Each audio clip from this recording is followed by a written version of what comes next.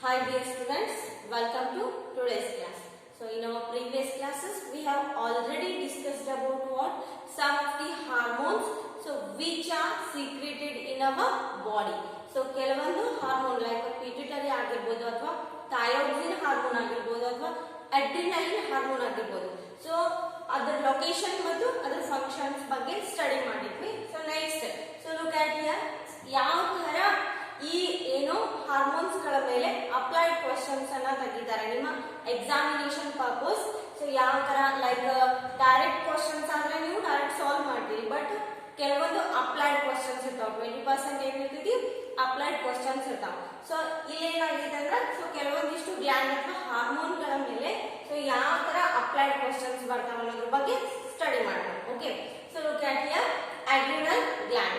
So adrenaline gland ಅನ್ನೋದು ಏನಿರ್ತಿದ್ದು here this is also one of the gland which is present in our body and secretes adrenaline hormone.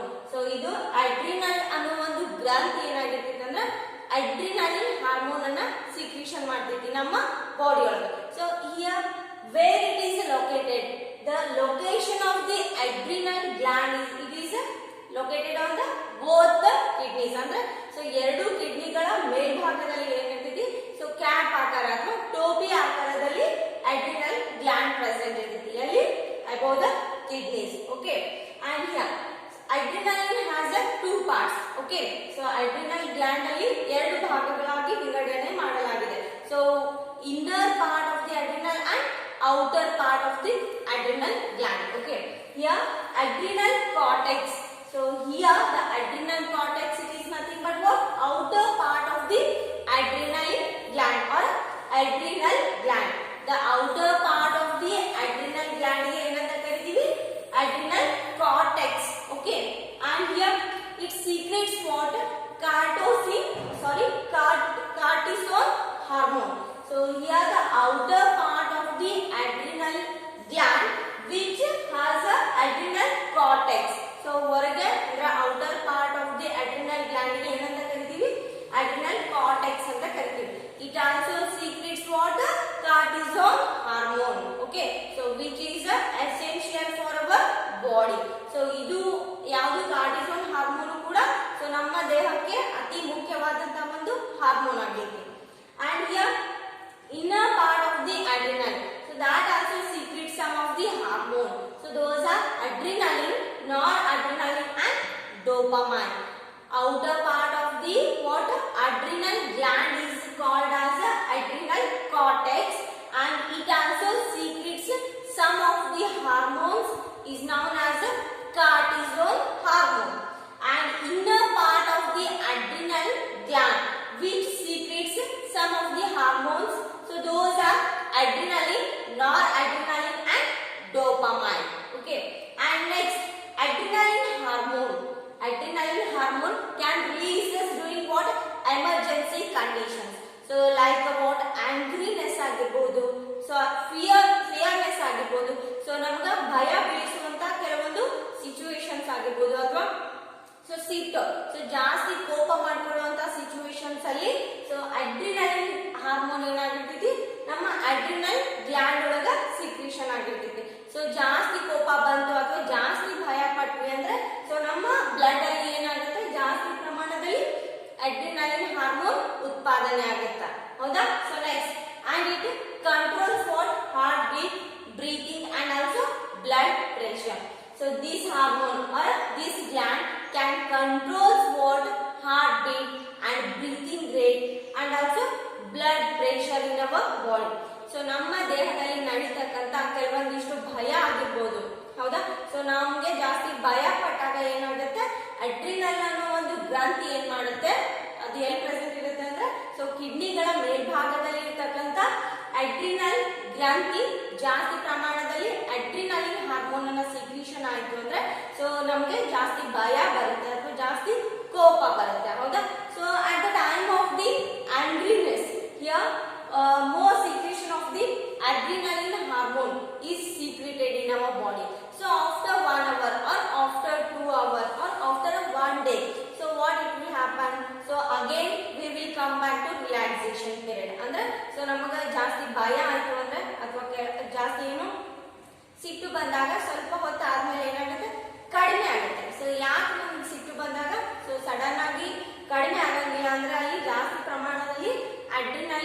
Hormone ಏನಾಗುತ್ತೆ ರಕ್ತದಲ್ಲಿ mix-up ಆಗಿರುತ್ತೆ.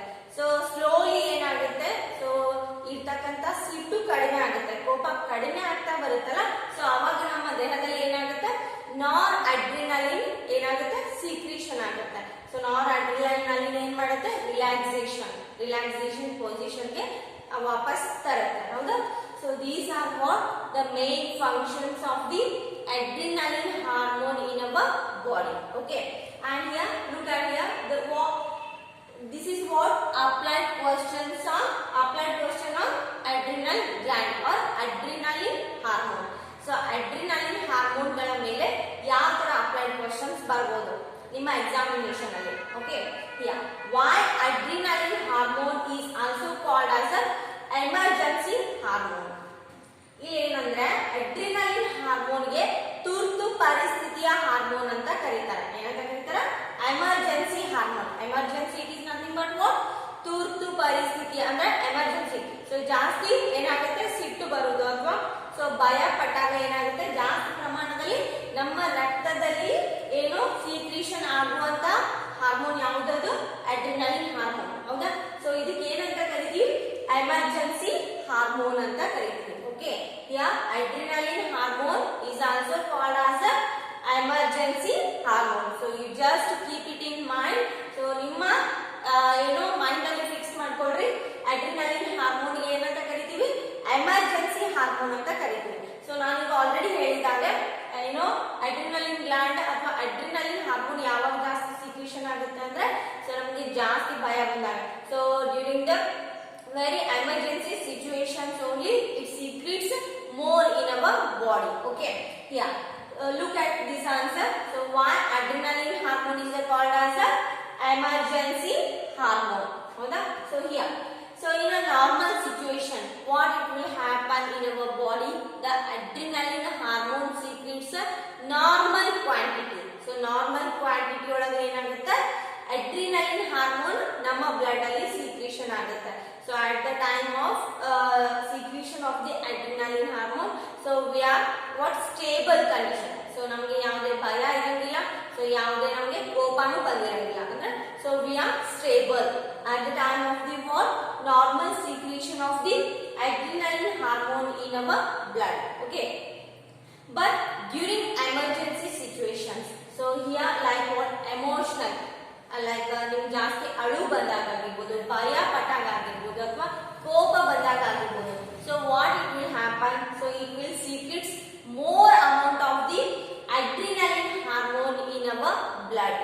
So ಜಾಸ್ತಿ ಏನಾಗುತ್ತೆ ಕೋಪ ಬರ್ತಾನೆ ಇರುತ್ತೆ, ಸೊ ಜಾಸ್ತಿ ಅಳು ಬರ್ತಾನೆ ಇರುತ್ತೆ ಅಂತ ಹೇಳ್ತೀವಿ. ಸೊ ಯಾಕೆ ಈ ತರ ಆಗುತ್ತೆ ನಮ್ಮ ಬಾಡಿಲಿ ಅಂದ್ರೆ ಸೊ ನಮ್ಮ ದೇಹದಲ್ಲಿ ಏನಾಗುತ್ತೆ ಸೊ ಜಾಸ್ತಿ ಪ್ರಮಾಣದಲ್ಲಿ ಅಡ್ರಿನಲಿನ್ ಹಾರ್ಮೋನ್ ಬ್ಲಡ್ ಜೊತೆ ಮಿಕ್ಸ್ ಅಪ್ ಆಯ್ತು ಅಂದ್ರೆ ಸೊ ಈ ತರ ಏನಾಗುತ್ತೆ ನಾವು ಸಮಸ್ಯೆ ಅಂದ್ರೆ ಏನು ಪ್ರಾಬ್ಲಮ್ಸ್ ಅನ್ನ ಫೇಸ್ ಮಾಡ್ಬೇಕಾಗುತ್ತೆ. ಹೌದಾ?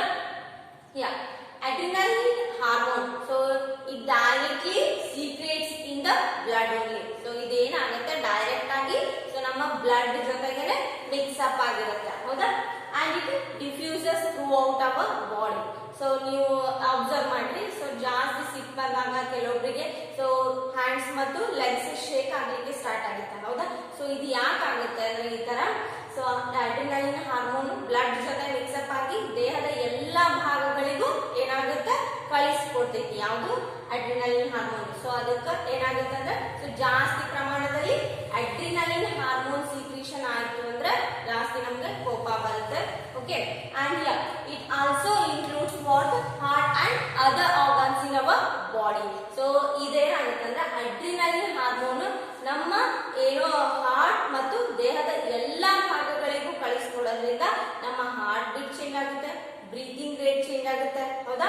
ಸೊ ಈ ತರ ಏನೋ ಪ್ರಾಬ್ಲಮ್ಸ್ ನಾವು ಫೇಸ್ ಮಾಡ್ತೀವಿ. Okay, and here due to the contraction of the arteries muscles, ಇಲ್ಲಿ ಏನಾಗುತ್ತೆ ಅಂದ್ರೆ due to the contraction, as we have already learned about contraction and relaxation of the what heart in our body. So ನಮ್ಮ ದೇಹದಲ್ಲಿ ಏನು heart ಅಲ್ಲಿ ಇರ್ತಕ್ಕಂತ arteries contraction ಆಯ್ತು ಅಂದ್ರೆ ಏನಾಗುತ್ತೆ, the blood pumps through veins. So veins ಗಳಿಗೆ blood supply ಆಗುತ್ತೆ ಅಂತ ಕರಿತಿದ್ವಿ. ಎಲ್ಲಿ? ಸರ್ಕ್ಯುಲೇಷನ್ ಆಫ್ ದಿ ಬ್ಲಡ್ ಅಲ್ಲಿ.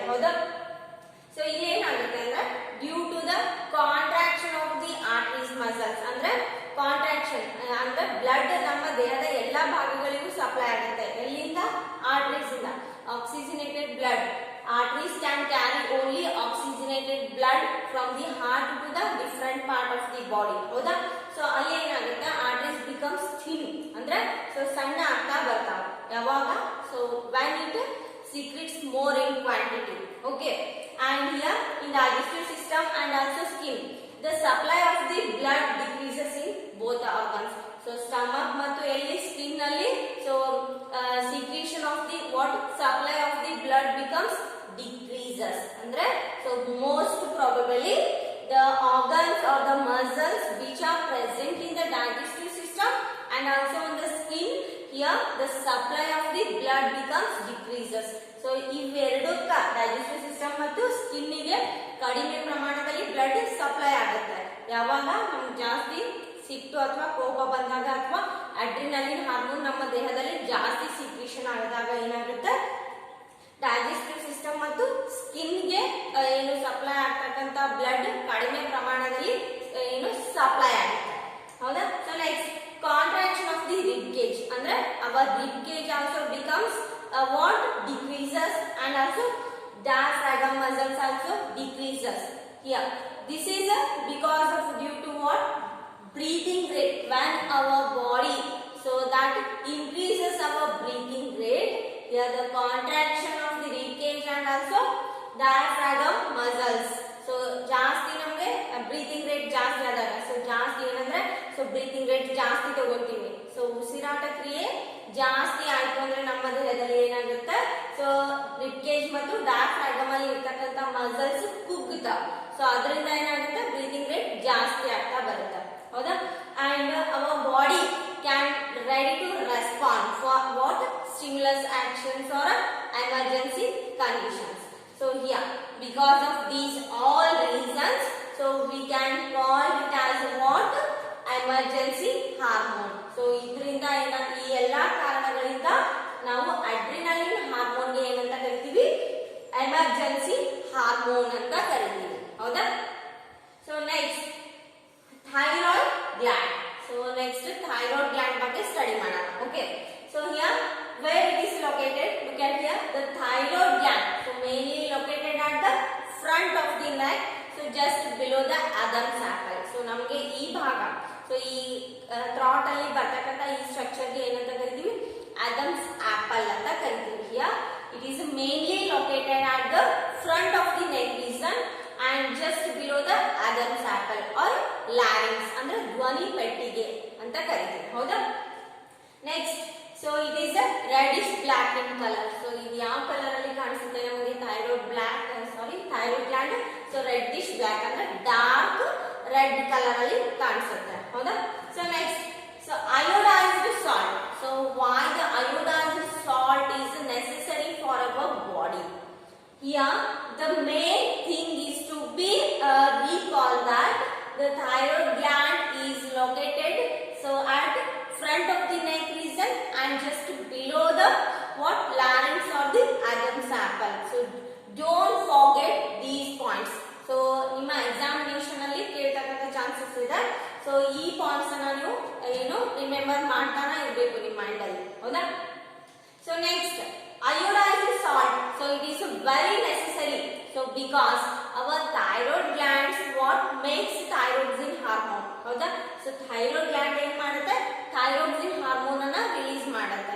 so ಯಾವ ತರ preparation for the preparation of the thyroxine hormone in the thyroid glands the iodized what salt is necessary for making the thyroxine hormone in the thyroid gland. so thyroid gland ಅಲ್ಲಿ ಏನಾಗುತ್ತೆ so ಸರಿಯಾದ ಪ್ರಮಾಣದಲ್ಲಿ thyroxine hormone release ಆಗಬೇಕು ಅಂದ್ರೆ so ಅದಕ್ಕೆ necessary iodized salt ಬೇಕೇ ಬೇಕು ಹೌದಾ. and here so here which helps in regulating the metabolic activities like carbohydrates ಆಗಿರಬಹುದು ಫ್ಯಾಟ್ಸ್ ಆಗಿರಬಹುದು ಅಥವಾ ಪ್ರೋಟೀನ್ಸ್ ಆಗಿರಬಹುದು. okay, and next if the deficiency of the iodine what happens in our body so ನಮ್ಮ ದೇಹದಲ್ಲಿ iodine ಕೊರತೆ ಆಯ್ತು ಅಂದ್ರೆ so ಯಾವ ತರ ನಾವು ಡಿಸೀಸ್ ಗೆ ಒಳಗಾಗ್ತೀವಿ ಅಂದ್ರೆ so it is nothing but what goiter disease. so if the deficiency of the iodine causes in our body so here that is nothing but goiter disease. ನಮ್ಮ ದೇಹದಲ್ಲಿ ಅಯೋಡಿನ್ ಕಂಟೆಂಟ್ ಫುಡ್ ಅಥವಾ salt ಕಡಿಮೆ ಆಯ್ತು ನಮ್ಮ